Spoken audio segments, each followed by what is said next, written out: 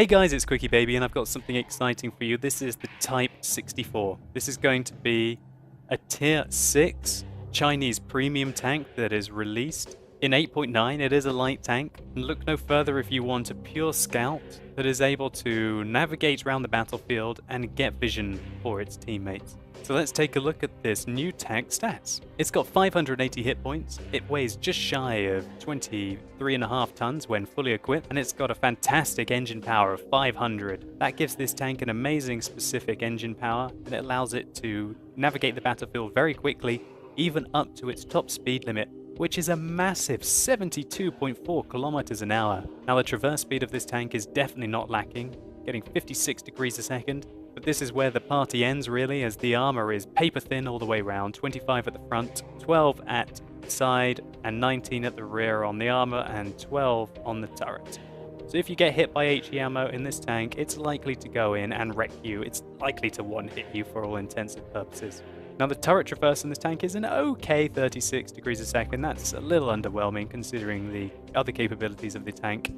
However, it does have a fantastic view range of 390 meters for this Tier 6 premium Chinese light tank. And as it is a light tank, the radio is worth mentioning. It has a signal range of 700 meters, allowing it to keep in contact with its teammates wherever it is on the battle. So just to highlight one thing that might be a letdown in this tank, and that is the gun. This has a 76mm capable of firing 18 rounds a minute. Its penetration is 128 with standard rounds and 177 should you need APCR to penetrate higher tier targets.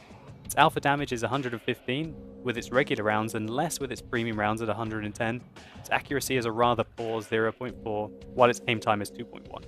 I would say this gun is very comparable to, here you can see the 76mm that's available on the Tier 6 American light tank T21. In fact, the rate of fire is the same, the penetration is the same, the alpha damage is the same, the accuracy is the same, but the aim time is slightly better on the new Type 64.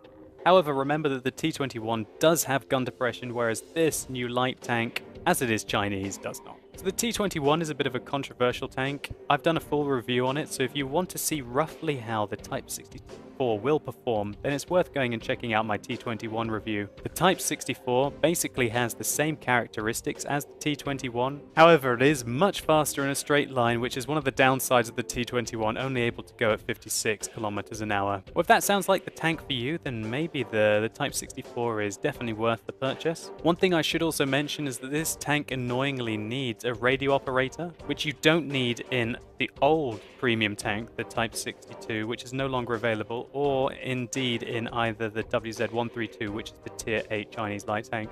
This is very annoying, and you're going to have to take your radio operator from somewhere else, or simply train him up on this tank afresh. Let's take a look to see how the tank performs in some gameplay. So here we go, we're playing the Type 64 on Sand River. You can see it's a rather interesting matchup for this tank. As far as I'm aware, the Type 64 can meet tier tanks. Tier 10 tanks even, so to say. But fortunately for this is a fairly nice matchup for the tank where we're only against tier 8s. Okay, so you can see immediately here, we're able to progress at 72 kilometers an hour along the desert, even slightly upslope. And if you've watched my map tactics for this map, Sand River, you'll know where I'm planning on taking my light tank. Now, I'm using my WZ132 crew in this tank, so I've got camo rating and I've got 6th sense on my crew. And as you can see, we're able to get up on the slope, get 4 spots, and we didn't even get spotted. I'm also using coated optics on this tank, and you'll know that usually I like to use binoculars. However, I feel that this tank really justifies the coated optics.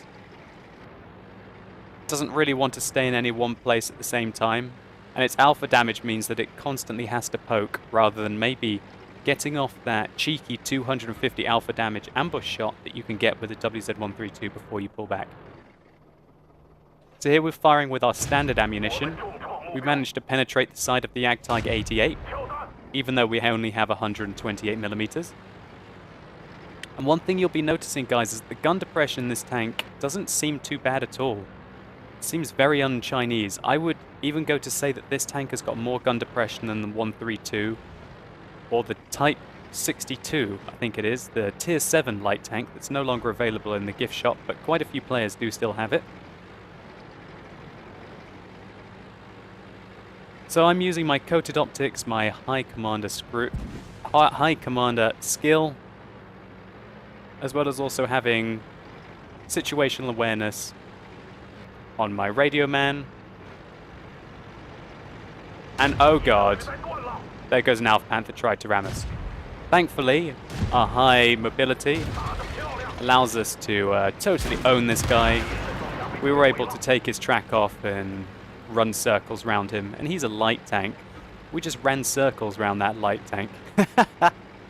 Well, really, the Alpha Panther is more of a medium tank, only really light on paper. But we're going to continue poking. As you can see, we're keeping a lot of the enemy tanks in their base, keeping vision for our team, allowing our team to really light up the enemy. So don't want to really shoot this Ferdinand too much. As you can see there with the standard ammunition, as soon as he got an angle on his side armor, we were unable to penetrate him. However, if you can see the position that we're in, and by the way, we just burnt out our engine using speed governors there, but we used a repair pack to put our engine back in. We're doing a really important service for the team here. We're really keeping eyes on a huge portion of the map.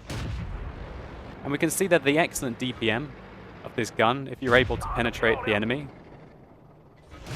These guys are ignoring the light tank. And just to pause it here for a second, he's obviously far more interested in shooting and killing that 1948 that just died than he is trying to take out the light tank. And that's every light tank stream, really. Being able to unload on tanks which you can penetrate from the side, because light tanks still do have a rather large amount of DPM and you can't take them lightly. As we can see here, this is the new Tier 8 German tank destroyer with notoriously low armor, and we eradicated him. Now we're going to work this Jagdtiger 88 from the side as well. Still firing our standard ammunition. Haven't fired that many premium shells yet, I don't think. So back into the fixed camera mode. We just keep poking these ridge lines and getting these spots. Such is the nature of having high view range, high commander skill, situational awareness on your radio man, and also having coated optics. So we've got side shots on the Super Pershing's turret, but we don't make them. We load some premium rounds, but we hit his spaced armor, unfortunately. Still going for his turret. There's one. Do we get the kill? Oh, no, that's unlucky. As you can see, the gun not the most accurate. Really, it's kind of a shoot and hope kind of gun.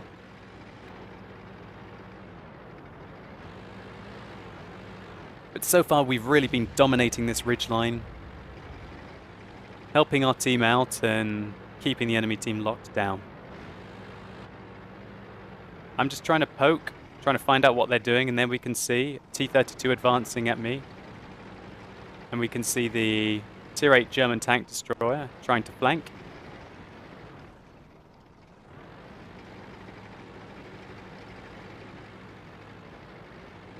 So I know this T-32 is right there.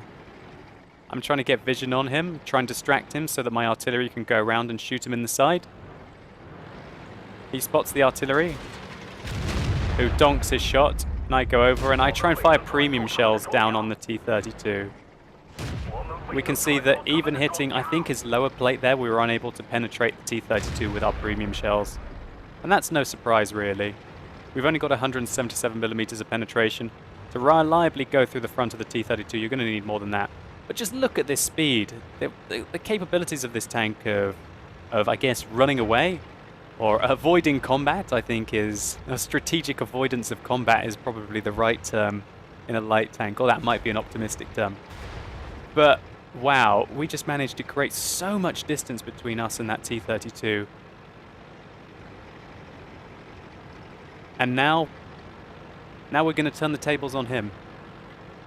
Okay, so there we go. One of the Waffenträgers in base just absolutely eradicated this T-32, and now the Hunter is about to definitely become the Hunter. So that's really what this tank is going to be great for. If you're looking for a tank that's just so fast and is able to really try and control the engagement distance, then this might be the tank for you. I'm kind of looking forward to this. Look how fast it is. It's bombing it all over the map. Up slopes at 50, 60 kilometers an hour. Can't really go wrong with that. So I'm just poking here. I can see the Super Pershing again. I'm looking for where that RHM Waffenträger went. I haven't spotted him yet. So I go up. Finish off the Super Pershing. And I get spotted. But oh god, where did he come from? Just pausing it here for a second. Where in God's name did he come from? I was sitting up on this ridgeline, poking here. I killed the Super Pershing while completely up on the ridgeline. And then suddenly, oh my god, out of nowhere comes the Waffenträger. One thing that you've got to worry about these new tanks is they're actually quite fast. I think down, he probably was here, and then he went up. He knew I was there because the Super Pershing spotted me. And then he probably just bombed it down. And then he probably was behind the ridgeline when I went and did a little poke up. Didn't spot him. And then, wow, he got the ambush on me. Fired off a huge caliber shell into my Type 64. And really, annoyingly, took away almost a perfect round for me. But still, I can't complain. We had an absolute monster game. And I really feel that this replay completely showcases the kind of playstyle that you need to develop in the Type 64. And the kind of situations that you need to try and get this tank into. So we're just going to speed up the replay a bit and watch what happens as my team manages to finish off the game. Hey, great stuff, sir. Alright, so let's take a look at some post-game stats. So we managed to pick up a pretty huge game there, getting the Mastery Badge on the test server. We got nearly 4,800 experience with Premium, and we made 115,000 credits. Now we got Scout Medal and Patrol Duty Medal, and as you can see here, we were able to pick up 6,200 spotting damage, while spotting 2/3 of the enemy team. We fired 27, hit 22, and of those 22, 17 penetrated. We're able to still do a healthy amount of damage, 1,756, which is a lot more than quite a few of the tier 8 tanks on my team did. Getting that 1,595 experience non-premium, non-double was a huge result, and I really look forward to seeing what the Type 64 is capable of in tier 10 games. Remember that the higher the tier you're spotting, the more experience you get, and so the fact that the Type 64 is indeed a tier 6 tank, there's going to be lots of opportunities for all X medals in this tank, let's just say it that way. So just to give you a quick soundbite on the Type 64, this is a very fast tank. It could be now the fastest scout in the game. My initial impressions are that the tank has got quite a lot of gun depression for a Chinese scout. And unlike the other Chinese tanks, this really is a pure scout, with regards to the fact that its gun is very underwhelming. And even if you fire premium ammunition, you're unable to go through quite a few of the tier 9 and 10 tanks in the game from any angle.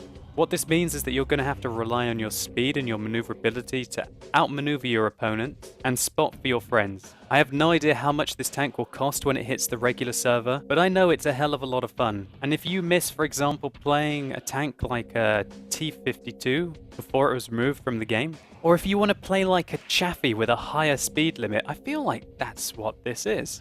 This effectively is a Chaffee with a higher top speed limit, and it is a premium tank as well, so it's capable of making lots and lots of credits. This tank is a lot more appealing if you already have a Chinese light tank. As you can see, my Chinese light tank crew are very skilled, and that means that I might be picking up one of these when they get released on the full server. This was like the second or third game that I played in this tank, and although it was a perfect situation against a bunch of donkeys, I really feel that this kind of performance is repeatable if you focus really hard and try and keep your map awareness at its highest point throughout the game. Anyway guys, I hope you enjoyed this review. I hope it showcased the Type 64. If you've appreciated this review, please consider rating it down below. And why don't you tell me in the comments what you think of this tank? Do you think it's a garbage tank? Do you think it's one of now the best scouts in the game? Will you be picking one up? Tell me what you think. As always guys, thank you so much for watching. You've been epic, and hopefully I'll see you soon.